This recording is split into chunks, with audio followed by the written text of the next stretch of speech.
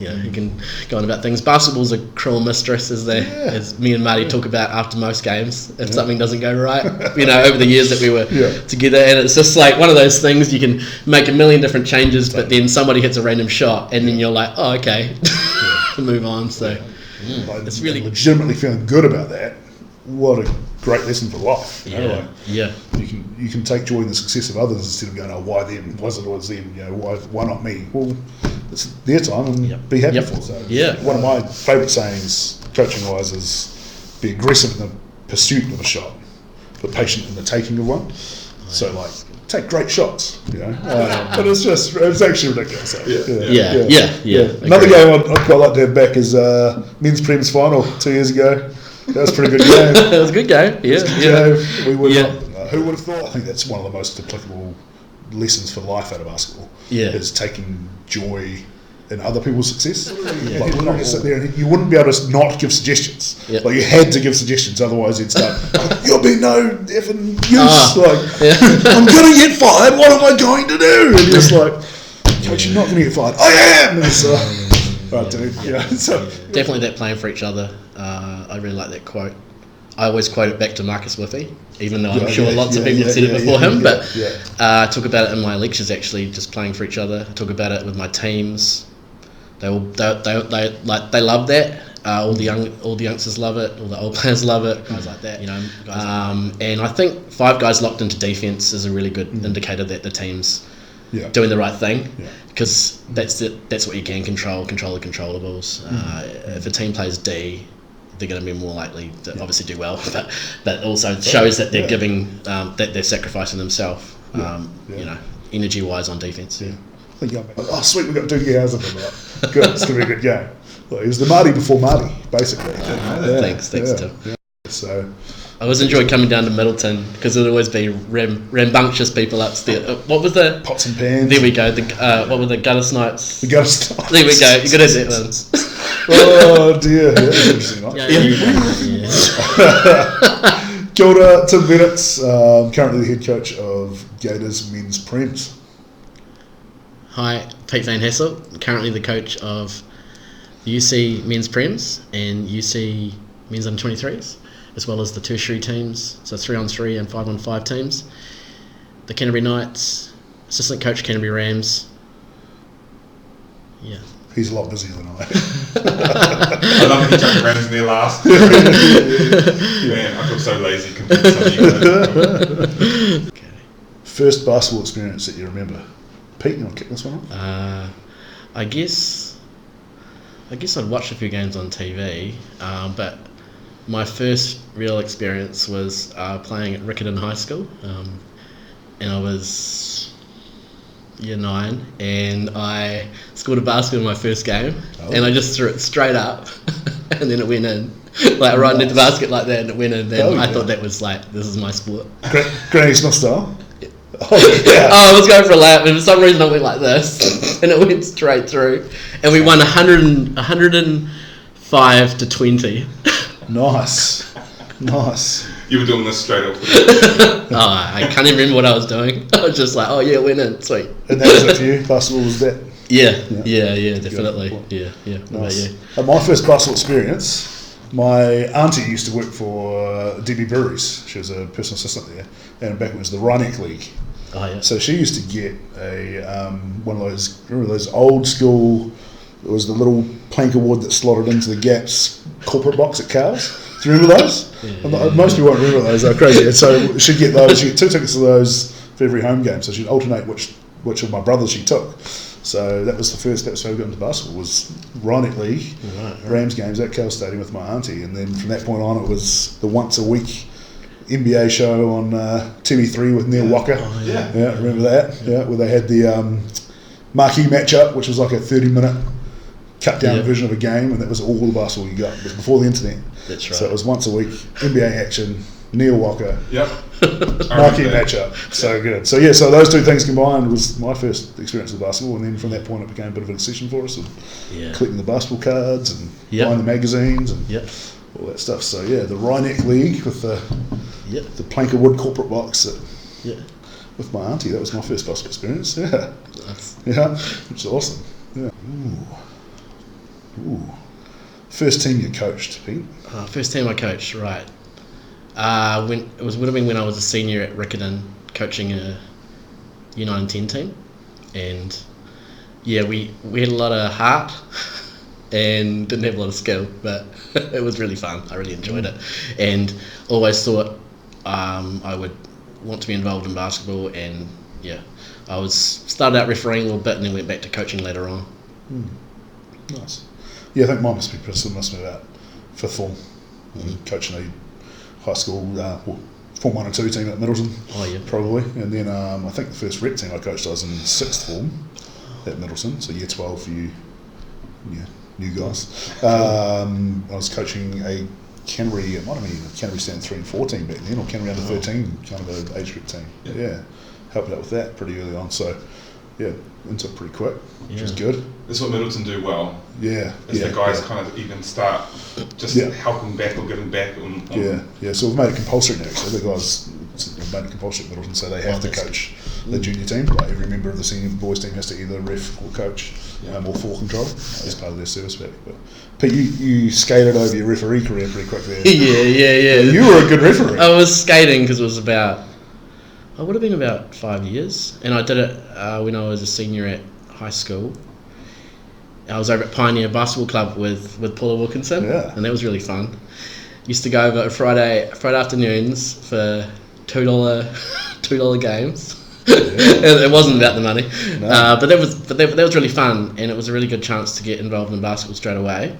I did that for a year just at Pioneer, and then there was a wee advert in the paper, and it said we're looking for basketball referees for a tournament in Christchurch.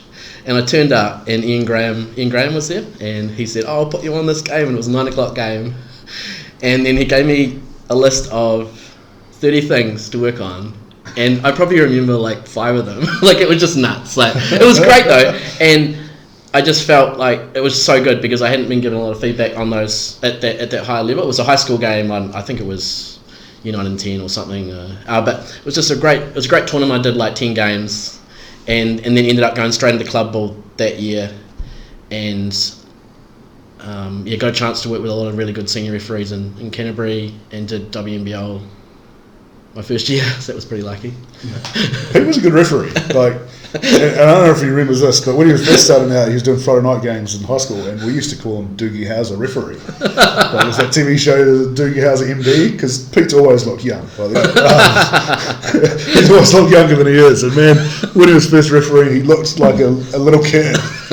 But he was such a good ref that people, his nickname was Doogie Howser. It was like, oh sweet, we got Doogie Howser for that. Good, it's gonna be a good game. Like, he was the Marty before Marty, basically. Thanks, Tim. Yeah. So I always enjoyed coming down to Middleton because there'd always be rambunctious people upstairs. What was the pots and pans? There we go. What were the gutter snipes? The gutter snipes. There we go. You got that one. Oh dear, that was interesting. Right? Yeah. Were you riffing the night? I don't know. Was that night? Were you there for the Aranui fight night? No. Middleton versus Aranui. That would have done that was bad.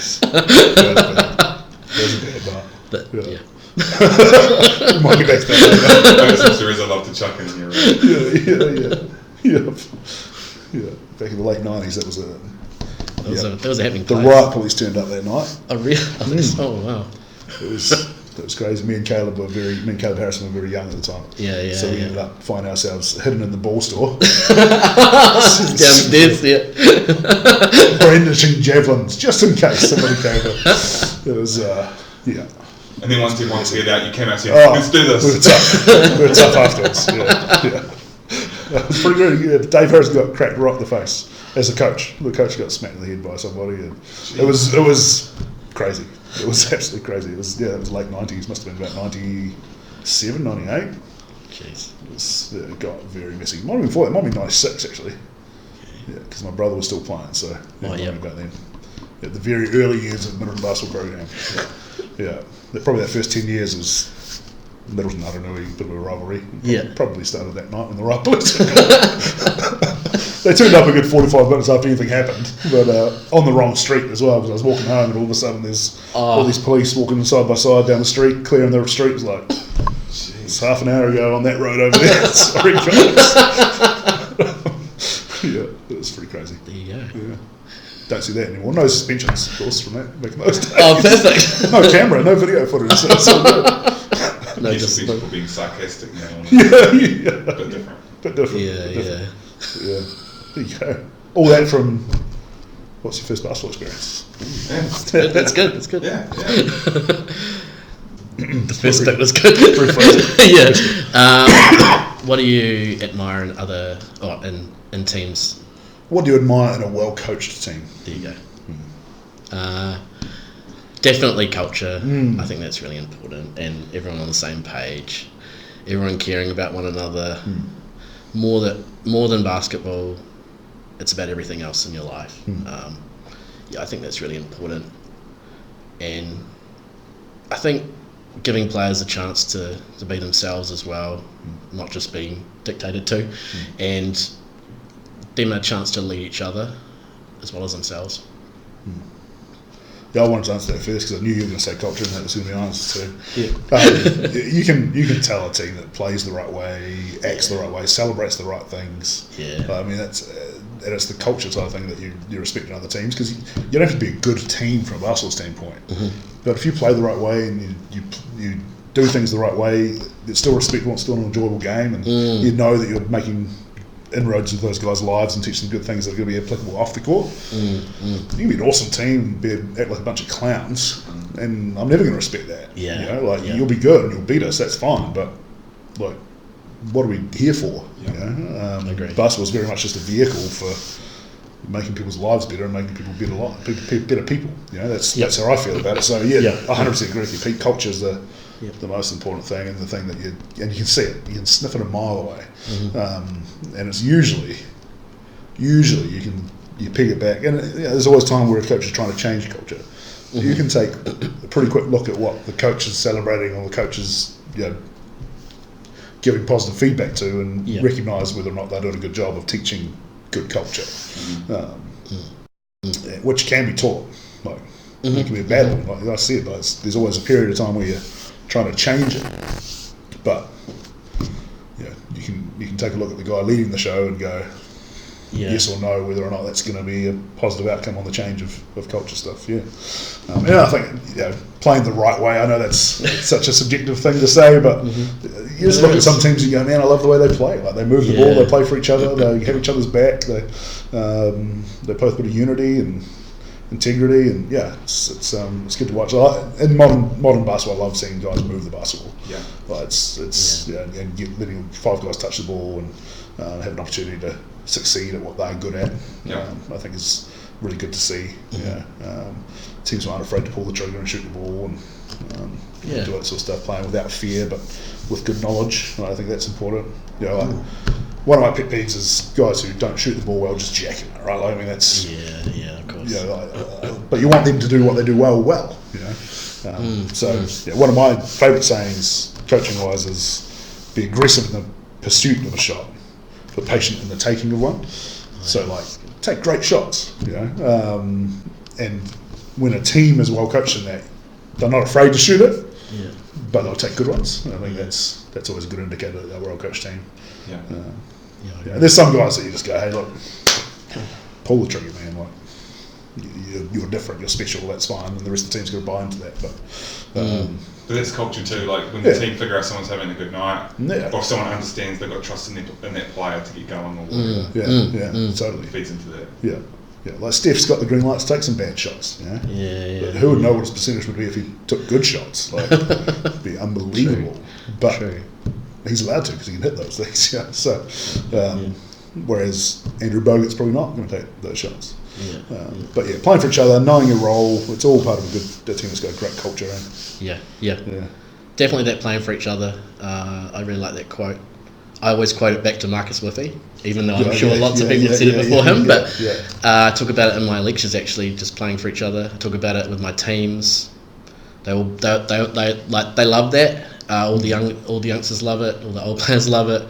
Guys like Marty Davison, Derek Alberson, Josh Peterman, they all live that, and then it just gets everybody on their back. Brent Fisher, guys like that. And I think 5 guys locked into defense is a really good indicator that the team's doing the right thing, Yeah. because that's what you can control the controllables. If a team plays D, they're going to be more likely to obviously do well, but also shows that they're giving, that they're sacrificing themselves, you know, energy-wise on defence. Yeah. I think going back to the playing for each other thing, I think that's one of the most applicable lessons for life out of basketball. Is taking joy in other people's success. Like, we're not all super talented basketball players, but we might be on a team. And if I know I'm only going to play 5 minutes a game, that could get frustrating if I'm not playing for my other teammates.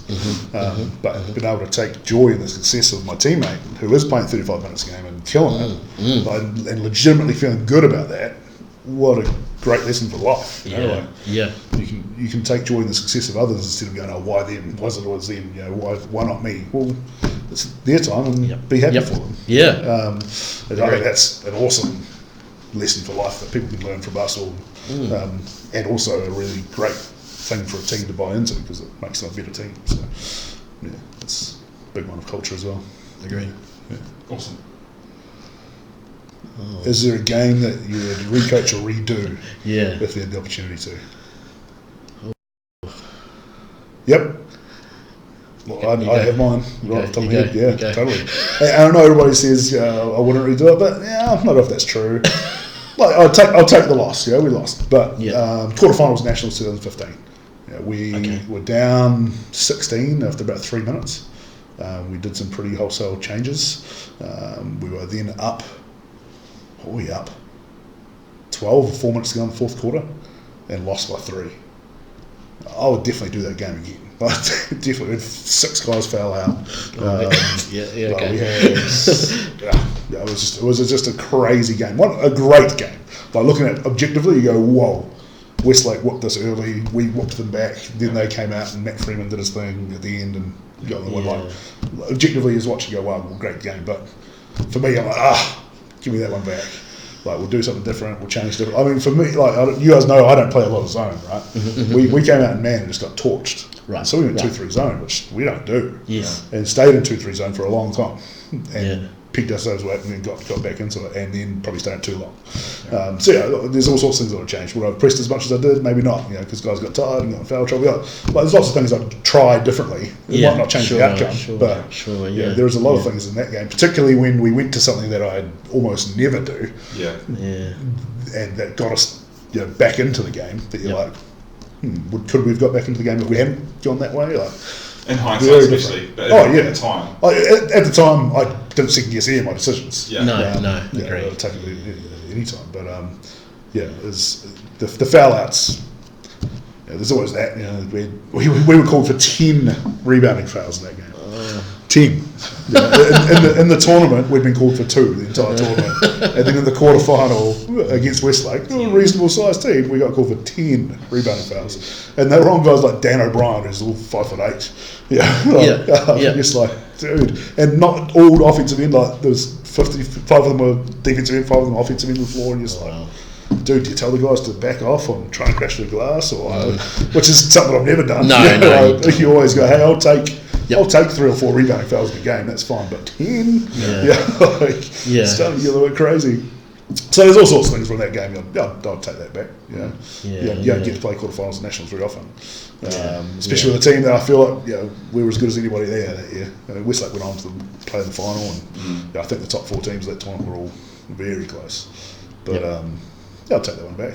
I'll try something different there. I'm not saying I have regrets. I'm just saying I'd love it again to try something different. I don't regret anything we did that game. Really proud of the guys that year. They were awesome rich guys. But and proud of how they played that game, like fighting back from 16 down in the first 3 minutes of the game. Wow. Against Matt Freeman and Isaac Latoa, a good flipping team. It was impressive, but I don't regret it. I'd like to try something differently. See what you come up with. See if we can. All getting fouled out. That'd be quite nice if they didn't all get fouled out. Plus a couple other guys. So it is what it is. Taking back a game, I think the first final that one of our UC teams was in against Aranui Academy in 04, I'm going to say. Hopefully I'm right. Under 23s. It was our first big final together as a unit. and it happened to be John Daly hit a massive shot on the other team in the last 30 seconds. But I feel that if I knew what I knew now back then we would have done a lot of different things, probably defensive adjustments and all those sort of things. But I thought I was definitely learning, and my team was learning how to play. Had a really good culture that year, and then we managed to come back next year and win. But I wanted that team to win the year before, so it's always one of those things. It was a great game. We're up against Bennetts, and they're in their academy, and they had a really good team that year, and they went up to nationals and did well. But I felt like we could have won that one. But in hindsight, it's one game, and we can you can go on about things. Basketball's a cruel mistress, as me and Marty talk about after most games. If something doesn't go right, over the years that we were together, and it's just like one of those things. You can make a million different changes, but then somebody hits a random shot, and then you're like, oh, okay, move on. So it's really hard to say. Oh yeah, I would have changed. Could have changed it, but would have been good to have that one back. And I think the thing about that as well is you look at one thing I've learned is nobody knows the team that they're coaching like the person coaching them. Yes. Like from the outside, you can look at guys playing games. And go, man, I would have done this. I would have done that. I hate that. Yeah, because agree. There's no way I know your team better than you do. Yeah. You're pulling the triggers that you know that you can pull because you've seen it in practice. All those sorts of things. Or people say, I can't believe they didn't have a press break. Yeah. I guarantee they had a press break. Yes. It just wasn't. And they were talking about it in their timeouts. Yeah. Sure, I guarantee that they were doing that. But in the pressure situation, they weren't executing. Like it's showcase of haters of all time. I haven't coached where you guys have coached, but the South Islands. It's a showcase of coaches sitting on the side with the big guys going, oh, this guy, blah, blah, blah. He should be playing more. That's painful. That's kind of fun too. And you do it kind of fun. And we all do it. But it's actually ridiculous. Another game I'd quite like to have back is men's Prem's final 2 years ago. That was a pretty good game. That was a good game. We would who would have thought? Our ragtag bunch of guys. You guys did a great job getting People were like, you should just be happy to be there. We're up, 20? Yeah, 21. Up 21 in the middle of the third quarter. And then the legs went. What was in that roster? That was Dalen Grau made the return for the second half of the season. Some of his box scores were. He just ran the show for us and passed. Like such a great passer and rebounded. Passing, he didn't score, but he rebounded and passed like crazy man. Who was on that roster? We had the all the guys we've got currently, basically. Yeah, Barclay and all those guys. Barclay wasn't there yet. No, my bad. No, he wasn't there yet. It was Ben Carlos Smith. He was a very young fella. That's right. Yeah. Conor McLaughlin and Zach Lilburn and Zach Matt Chusky and Zach had like 30 of them, didn't he? Yeah. And 4 of his threes he stepped on the line, toes on the line, and we lost in overtime. Sorry, Zach. He always has a good game against us. He does. He does. Zach's a good basketball player, man. He's a great player. If he was a little more selfish, like because he is such a selfless guy. Like he does everything for everybody else. So he's always coaching and worrying about everybody else. Like if he was a little bit more selfish, like he could be a really, really great basketball player. And by that I mean choose to spend time on his game instead of choosing what he's called to do, which is help everybody else. Coaches. But hey, the world's a better place for Zach Lilburn. Such a great dude. But that game he killed it. But he's got size 15 feet or something, unfortunately. So the 3-point line wasn't as free that day. No, toe on the line. That was a good game though. It was a really good game. But man, Tony and Conrad and unsung hero. Hopefully you'll watch this. Simon Reeves. Frank Fisher fouled out. Had a great game. Glass, and he got 2 putbacks. And his family came down from Auckland for the game for the day, and it was his 4th year with us. And in his first year, he couldn't even look at the hoop. And he ended up playing 15 minutes a game in Prems that year, and he had 10 and 7 in 15 minutes. And he was. He just grew. He finally grew into his body. He was a 6'7" guy, and the whole crowd was behind him when Brent fouled out, and I look down the bench and Simon's like, he knew it was him, and he got up and he had a great couple of moments. I think, and yet in finals you need something like that to happen. You need a bit of adversity, a bit of magic. And I think couple of crucial offensive rebounds, putbacks. Right at the right time. That was a good game. Probably the best previous final I've ever seen. It was definitely. Unfortunately, lost. So it would have been even better if we'd won. But played in the right way, and two teams who were getting after it, but not. And one of the things that I like to think about, I know it's a bit of a sad story, but it was Bruce Martin's last game that he reported on. So that was really special, and he walked around after the game shaking everybody's hands. He did. Almost like he knew, actually. I think so. It was very soon after that he passed. But every single player, almost every person in the gym, he high-fived or shook hands with that day. Wow. It was like, it was kind of like, goodbye. I love that guy. So put on a show for old Brucey. Nice. Okay. Oh wow. Which player that is is yet to be a basketball coach will be a fantastic coach, or legendary basketball coach if they choose to coach? Okay. I can think of about 5 that have done 1 year. Does that count? I reckon rookie coaches can go. I've got a few guys I don't know who've coached or not. Okay. And a couple of them are yours. All right. Well, you better start then. Matt Campbell. Yes, definitely. Matt Campbell will be an outstanding basketball coach. Like he gets the game. Nathan Campbell, both of them probably. Look, I think, and you see it in a lot of sports. I think guys who, for some reason, aren't the most athletic guys in the world, or aren't 6'9" or 10, or aren't the most physically gifted guys, but are just super competitive and find a way to be really quality basketball players and make good decisions on the floor. They make great coaches. They really do, because they had to be better in the top couple of inches in some ways than some of the guys who are naturally gifted. And those guys kind of fit in that category. Like, Matt's athletic, but he's not like super athletic. Oh no, he'd be the first one to say it. I think Zach Dwan fits in that same category. Zach Dwan, definitely. Those would be kind of my 3 that I think. I can't say the middle guys because we make them coach from the start ones, so they've already started. But I think those 3 would be. I think those 3 guys could be really great coaches. Like they just have a great feel for the game. They have real competitive attitude. They bring the best out of their teammates. They're leaders. And they have that X factor of they can contribute beyond what you think they could with their physical giftings. Definitely. What I'm trying to say. So Zach started this year with Hill Morton. Awesome. With Dave's crew. So that's going really well for him. People have done 1 year. Obviously, the guy who can do anything, Marty. He was coached at Pioneer, and obviously he can be a great coach. Anything he wants to, really. Just leads by example, is passionate, infectious enthusiasm. Derek, infectious enthusiasm. Derek Alberson as well. He's with the Tami, and he does great things. I think.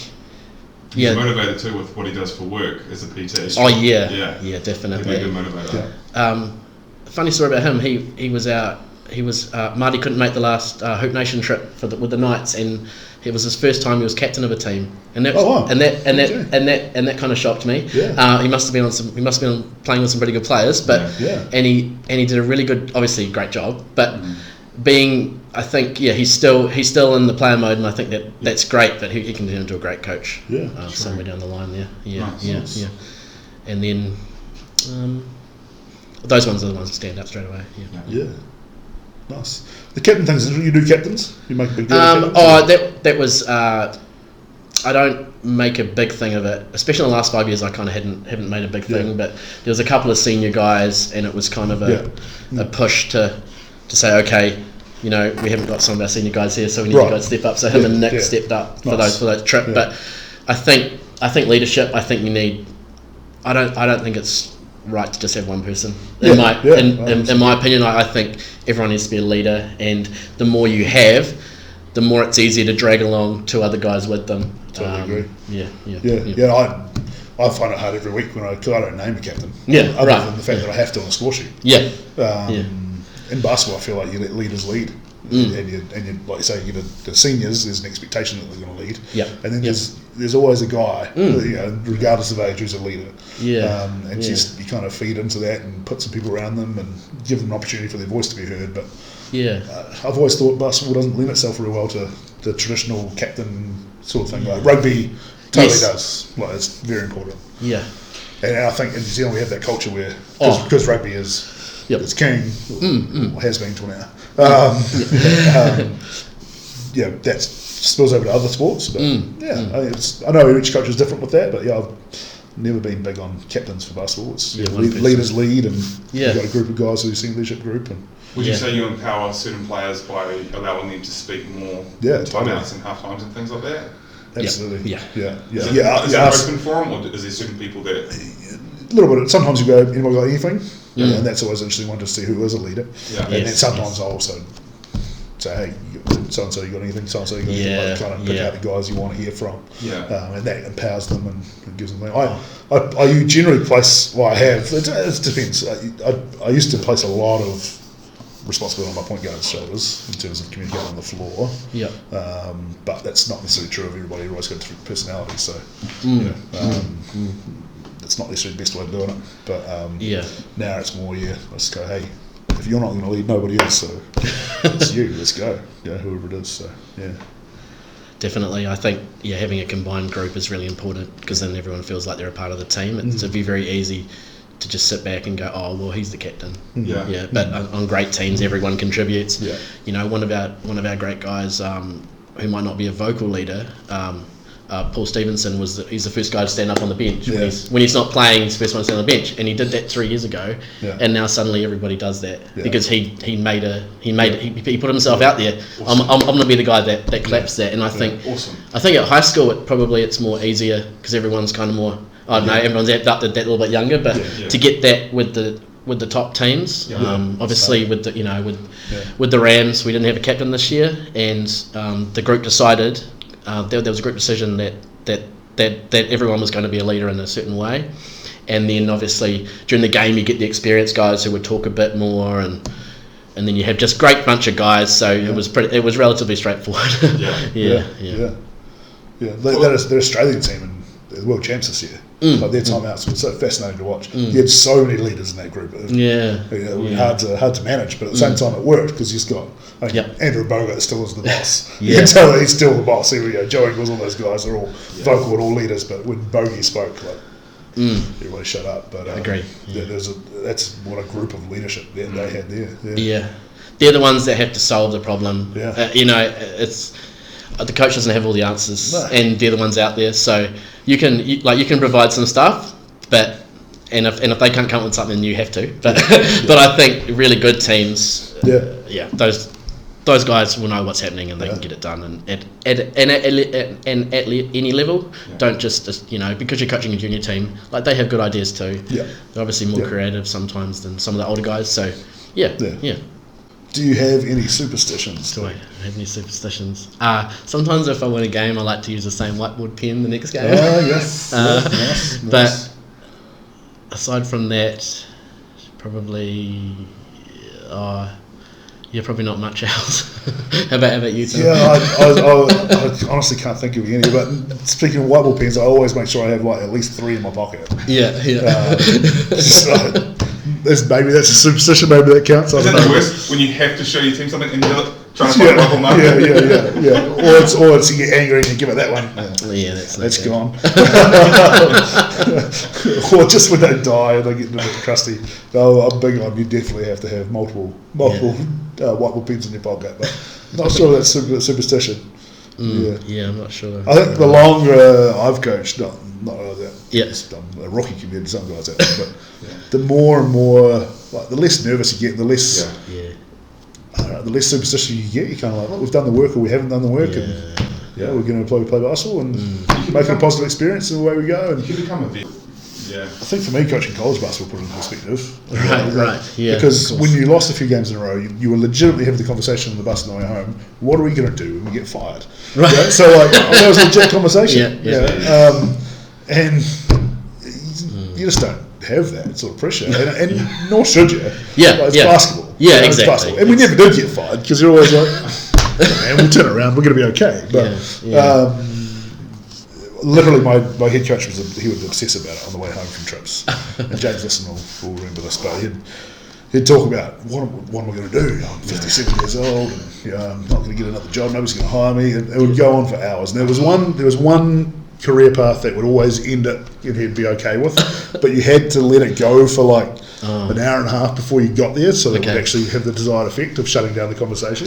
So he'd literally just sit there and you wouldn't be able to not give suggestions. Yep. Like you had to give suggestions, otherwise he'd start, you'll be no effing use. I'm going to get fired, what am I going to do? And you're just like, Coach, you're not going to get fired. I am! And it's right, dude. Yeah. So you have to go with all these options. Oh, yeah, maybe I could do that. Maybe I could. The one that shut it down was always, you could go into real estate, Coach. Then he'd be like, I could go into real estate. You know, I did my real estate license once, right? Oh, right. But it would always be, if you brought up too early, it wouldn't end the conversation. So you had to humour him and go on for long enough to get to the point and go, oh yeah, I could get into real estate. But that is funny because a lot of coaches that I know that have got fired do get into real estate. Yeah. But I think it's because they are salesmen. Well, that's their number one job is recruiting players, telling them this is the university they should go to. So they quite good at selling homes too. But so once you've had that, you come home and you go, it's great. I want to win. It's important. Basketball. You want to do as more than winning. You want to do as well as you possibly can do. Like, that's the biggest thing. And reach your potential, all that sort of stuff. But ultimately, 99% of the time, I can walk away from a game going, we did what we were supposed to do, and it wasn't good enough, or it was good enough. The occasional one, you go, we didn't give ourselves a chance today. We should have.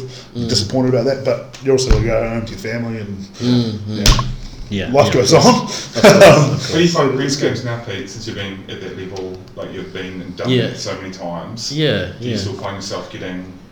I think always get a little bit nervous, but probably I know the other players inside out. So as long as we've done the preparation, it's and you're like you're comfortable in the environment. You know the referees. You know that person's on school bench. You know and that person in the crowd. So it's not really a surprise. But I still really enjoy it, and I get up for it. And but yeah, it's probably not as nervy as it is. And when we're down, if we get down 13-2, it's like when you're younger, it's probably been like that's the end of the world. We know a couple of shots and fool's gold and all that sort of stuff. You know, the guys hit a couple of threes. And it's I dare to do that consistently. You know, it's sort of that. Yeah. Sometimes it takes some time out to remind everybody of that, right? He's hit 3, but that's okay. I want him to shoot 10 more. It's okay. Yeah, that's true. Pet peeves. Pet peeves. Well, used to be about 10 years ago when teams wouldn't run at the clock when they were up. Oh, sorry. 1 second. Sorry. You're right. It's probably not as commonplace now, but it used to be that teams didn't quite understand if they were up to not try and shoot with the shot clock. So teams would be driving and scoring, and it's just I guess it comes from watching. You know, if you watch college games and NBA games, you kind of get the etiquette of the basketball but nowadays it's a lot better. I always remind the boys to not score, but everyone knows, and the other teams do a good job at that now. It's just like you don't want to end the game like that. You know, if you're getting beating or you're beating the other team, you don't want to like give them any, or you just don't want to have something stupid happen. I've seen teams full court pressing when they're up by 50 and all that sort of stuff, and in competitive grades, it's just. Oh, sorry, in any grade. Sorry, any development grade is a bit silly, but competitive grades, it's still not really great. You know, you have to see these guys every week if you're doing club ball or high school ball, and it's like, Pet peeves are those related to culture things, right? You're right. Your values as a team. Both of mine are too. One of them, I've got more than that, I'm sure, but the two that I can remember having my biggest blow-ups about. When guys turn the ball over and then don't get their butt back on D. So they'll turn over a live turnover and then sulk or walk or blame someone. That just, I lose it. I just lose the plot on that. And again, because it's a value, right? That's not playing for each other. That's not playing for the other guy. Plus sulking in general, just it's not going to help. Don't sulk. Acknowledge your mistake, learn from it, move on. So that's a big pet peeve for me. And the other one I think is playing in a way that is counter our values or culture. So sure. for example, that would be disrespecting a team because they're not very good, and rocking up and not really taking it seriously, or not preparing ourselves properly, or in game not doing what we're supposed to be doing, or not executing, trying to be silly. Stuff that is actually just being disrespectful. Like, play as well as you can. And if you happen to score every time, you happen to score every time. Sure, we're not going to press them all game long. But we're going to play basketball. Yeah, sure. We're not going to play clowns. You know. So that's one of my pet peeves. Is like, just be classy. You know? Like, be you, and if you happen to be better than the other team by 60 points, that's fine. But do it in a way that is you. Don't do it in a way that's disrespectful. No, so those would be sense. two of my ones that I remember really going off on some teams about before. There's one game, I won't mention who it was or where it was, but one team I was coaching, we were 50, 60 points better on this team, and we were down 3 or 4 going into the fourth quarter, and I just lost it. Absolutely lost it. Kind of went through every guy. Really? Just went crazy. The good thing is I had a parent on the other side of the court who was telling everybody, they needed that, which was good. Because in hindsight, I probably went a bit hard. But we won the game by 24 in the end. We blew them out by 27 in the fourth quarter. Wow. I said to the guys, it's just never make me do that again. Yeah. Like, I don't want you guys behaving in that way to a point that you shouldn't. The other team, you would actually just be disrespectful to them and to us, the way we play. So it was, I never have had to do that again. But it's those are things that my pet peeves. Anything like that. Okay. Do I have a coach who gives me nightmares before the game and because of strategies? I'll start with Tim. I like just the way that the Gators teams have always approached themselves. I know, I think we talked about refereeing them back in the day, and I like the way that they played back then and playing for each other, and you just never know who's going to step up. And I really like that. If I was coaching that team, that's what I would like too. And I really like the way that they are, like they care about each other, and they celebrate each other's success, and they just work that little bit extra hard. And you can say, okay, make sure you box out Gators because they're going to crash hard, and then it's a reminder every time. It's not just a reminder at the beginning, but obviously, Tim's a master strategist. He's been overseas. He's been there, done that, and he's coached NBL at all levels, and always going to come up with something, like a little tweak, and you're like, oh, I hope that I hope. I hope that I don't lose the game because I don't respond to what he said. Like, but definitely.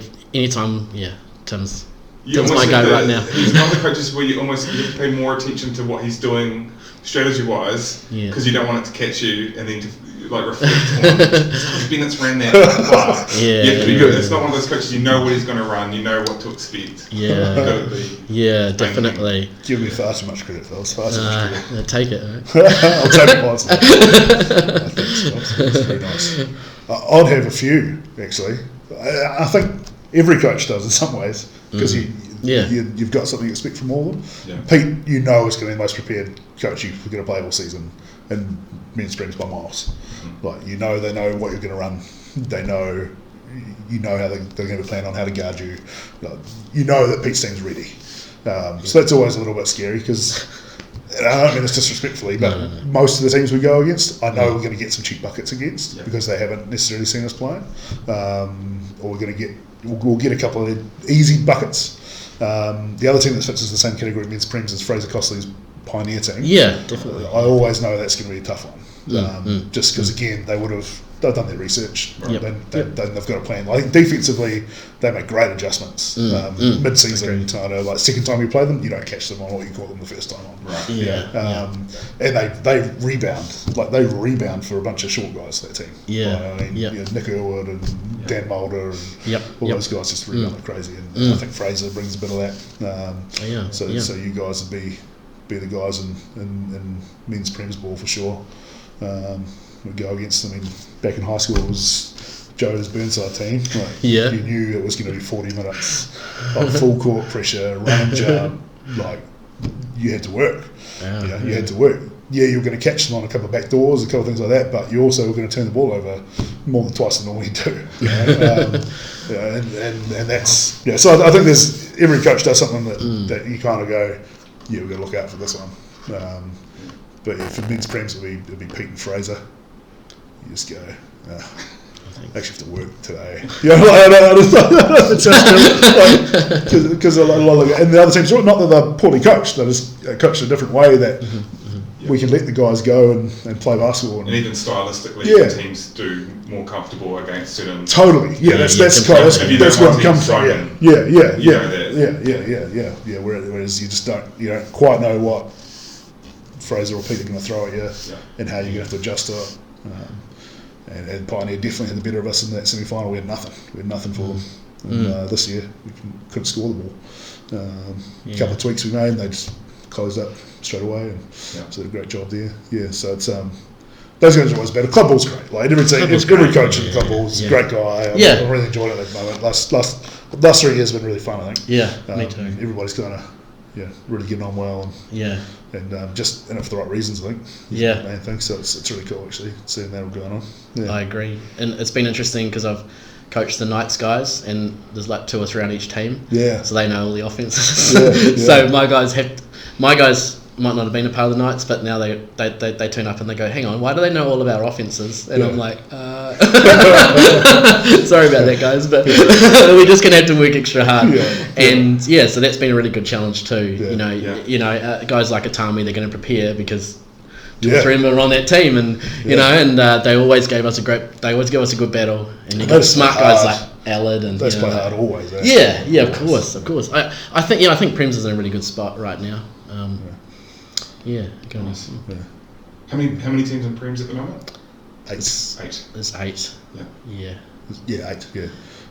So North Canterbury, the Checkers dudes went over to North Canterbury. So Nat and the boys. And that you just don't know what you're going to get when you play. Like the other team that you kind of come in going, we can win by 50, we can lose by 50. And you just don't know. And I think we've done both of those things in the last 3 years against them.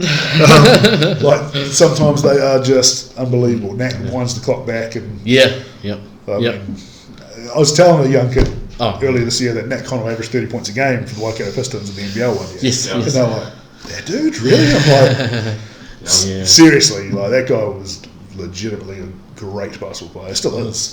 Just a little bit old. Got a few more miles on the clock now, but as we all do. But sometimes he turns back the clock and you're like, far out. That's right. It'd be good to see his career stats for men's Prems. He was dominating when I first started going to watch. Doing it for a while. What coaches do you respect or admire? What coaches I respect or admire? Lots. Canterbury's has had so many good coaches over the years, and it's a real honour to be, coaching Canterbury really. When I started out, I was assistant coach to about 5 different coaches, and I was just so lucky. So Bert Knops with Canterbury rep teams, and Phil Burns with the same crew. Awesome. Gilly McFarlane when I was starting out at UC, so that was a good 4 years there. And in fact, Dave Harrison got me involved in coaching. He asked me. I'd had a couple of, I think I had 1 year off refereeing, and he came up to me, and we were I think he might have been at his house, but he goes, I'm going to coach UC Prems, do you want to coach UC under 23? And I had not coached since I was talking about that Riccarton High School, juniors, and that was a leap of faith that was much appreciated, because I was like, I didn't really have to think about it. I said I've always wanted to do it, but I never. Sometimes, like what Faith Harrison tells me, you got to shoulder tap people, and he did that, and I'm still coaching UC under 23s, so that's pretty nuts. And Prem's obviously moved up into that. So those are the sort of people that helped mould me, and I probably didn't take in as much as I could have back then, but over time I probably take on board now. I understand more now of what they were trying to do than when I was starting out. Obviously, I've worked with a lot of other people as well. Mark Dickel taught me one great thing, is that the players have to love the game, and you can't teach them to love the game. And I think that was that's a really big thing. So when you're picking players or you're picking ones that might go far, you know, they've got to love the game themselves. You can't teach them that. So that was something he really taught me. And obviously working with Mick Downer now, similar sort of. Well, I like to think I've got a similar personality, sort of like calm, controlled, and focusing on the right things. So culture and defense and keeping things simple. I think keeping things simple is important. The more you coach, the more I find that. And then other coaches who are around the league or overseas, I like Andrew Gaze. He puts his heart in his sleeve. I think he's just tremendous. I know he's not coaching in the NBL now, but if it shows that you can be yourself, I think that's important. And then and then obviously coaches from other sports, definitely the All Blacks coaching crew, all the stuff. I teach a bit of culture in my courses, and they've set it up the right way. They've empowered the players. The players run that team. It's not the coach that, you know, they're there if something goes wrong, but the players run the show. I think that's important. And another coach would be Dave Langrell that I worked with under 23s for 4 or 5 years with him. Obviously, a very astute coach, very very determined, very the players respect him. They know he can do it, so they're going to do it. But I think I've just been blessed, obviously, with having so many coaches around me, and also working with the Rams assistant coaching staff over the years. Tim was on it, obviously Terry now. So it's been a real. I think it's important that coaches are assistant coaches along the way, and you can't you can learn from everybody, and you should be putting your hand up to go and be an assistant coach somewhere. I think some of my assistant coaches are just great people, like Liam Connolly for one. He's his own man anyway, but he's picked up little things, I'm sure, and I've learned, and I've picked up things from him too. So he's helped out in a few of our UC teams and just done a great job. And honestly, I could go on and on, but So who's respected you? I'll try not to double up too many of those guys, because you can. There's so many guys around. I think one thing we need to address is the fact that I think in Canterbury basketball, and probably New Zealand basketball in general, we go through these phases where we've kind of got generations of coaches. It'd be nice if we could keep those generations sticking around for longer, but we burn ourselves out. I've been there, I know Joe's been there. We probably need to do a better job of making sure somebody can be a basketball coach for life in some ways. Because you see in the States they coached till the 80s, forever. But it's different over here. But that's a side point. But Canterbury basketball, when we were growing up, and learned high school basketball, the Bert Knopps and Phil Burns era of coaches. I mean, you mentioned those guys already. What they brought was great. And one guy who I think's underrated is Ian Simpson. Right. Of course. And the reason I say he's underrated is all his players know how to play basketball. Like Matt Campbell, Nathan Campbell, like those guys just get basketball. They understand it, they know it. So I think he's probably pretty underrated as a high school basketball, as a basketball coach in general. He was actually my first basketball coach. All right. Canterbury Standard 3 and 4 team. It was the first organised basketball I ever played in. It was Ian Simpson. I didn't appreciate his genius then. He was a fairly quiet and reserved guy for a Standard 3 and 4 team. Especially when Tony Pattinson's on your team. The coach is that mellow. It's a bit different. But he taught the game. What a teacher. I think Dave Harrison probably changed the way basketball's coached in Christchurch a little bit. Probably the first guy with a playbook that thick. And, changing defences and all that sort of stuff. Modernised it a little bit for our region, which is awesome. Obviously, influence of mine. Terry. Can I just say something real quick? Dave Harrison's done something that still to this day haunts me, because I have to try it one day as a coach one season. Do you remember the season he did the 5 for 5? Yeah, I was playing. Yeah. That was your team? Yeah. Still to this day, I think that's brilliant. Platoons. And I don't think people are brave, or I don't know why people don't do it, but still to this day, you can alter your starting 5 and have role players in that group and have 2 solid groups. I think about what he did. I don't know why, but that's fascinating to me. And I still think about that all the time and think at some stage I'm going to do that. Because I think it's great. Platoons. You got to be deep, obviously, but teams are getting deeper and deeper now as more kids love the game. So it's definitely. Sorry. It was out there. It's good. It's good. So there's so many guys locally like Langrell's great. And then some of the young guys coming through are also like so proud of Jack Williamson and Zach Lilburn, they're great basketball coaches, just going to get better. Ben Sheet, great coach. Of course. I want to call him a great young coach, but he might be offended by that. But he's still young. You're still young, Benny. That guy can coach basketball. Definitely. Liam, the guys we've had on here, Sam Watkins, all those young generation, the next generation of coaches are going to come through and do really great things, which is going to be awesome. Just got to keep them in the game for as long as possible. Then obviously, over in the States, I had Jim Shaw, who was my boss. Learned a lot from him, and John Prevost over there. And then Royce Watman was one of my favourite human beings ever. He was the head coach at Indiana State when I was over there. He'd also been an assistant with IU. He was assistant for Bobby Knight. So he had some fantastic Bobby Knight stories. He was an assistant with Bobby Knight for the Team USA team when Jordan was first in there in the 80s. Wow. So he had his gold medals from that and that sort of stuff. And had some good Michael Jordan stories too. But he was one of the few guys that made the Final Four in Division 3, Division 2 and Division 1 in college basketball. Just a fascinating guy, Royce Watman. He was really, really cool. Brad Stevens was a guy who was still working through the ranks when I was over there, and just a great guy. No ego. He might now, I don't know. But back then he certainly didn't. And the rise through the ranks that he had was meteoric. He's done an amazing job there. Another guy, Brad Brownell, who's down at Clemson now. You meet so many people over there. It's crazy. Bruce Weber. I've always had a lot of time with Bruce Weber. Really fascinating guy. Awesome staff. Like, he's got another NCAA Division 1 Coach of the Year on his coaching team. He's at Kansas State now.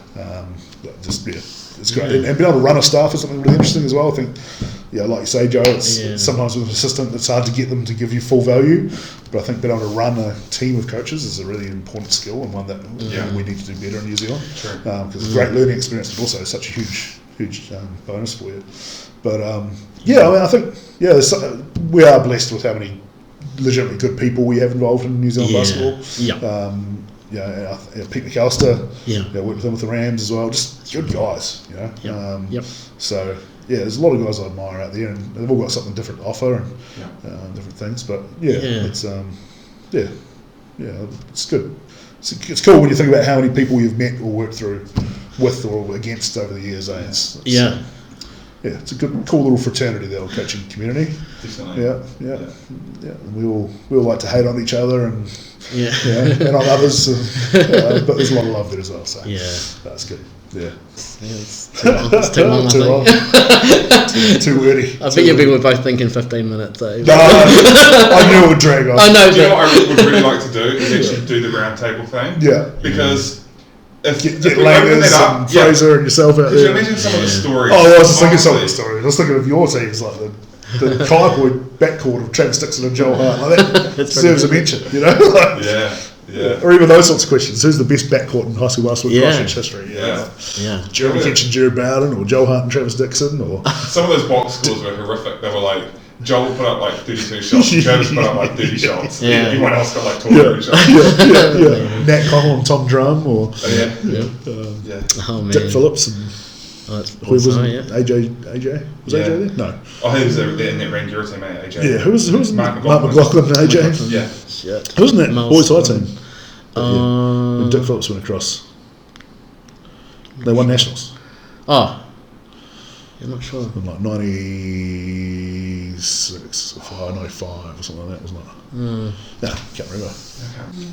Nah, I'm good. Thank you. Thanks for the opportunity. I'm going to see you guys again in 6 months or 12 months' time and do another one. No problem, man. You need Sounds to be good. out here. I don't even get out of half of my... But there's so much we can talk about. You need to get in front of the camera next time with us, Joe. Yeah, Joe. I'll only do it again if you're with us. Yeah. I reckon a round table. That's so he's already got some audio. Yeah. Okay.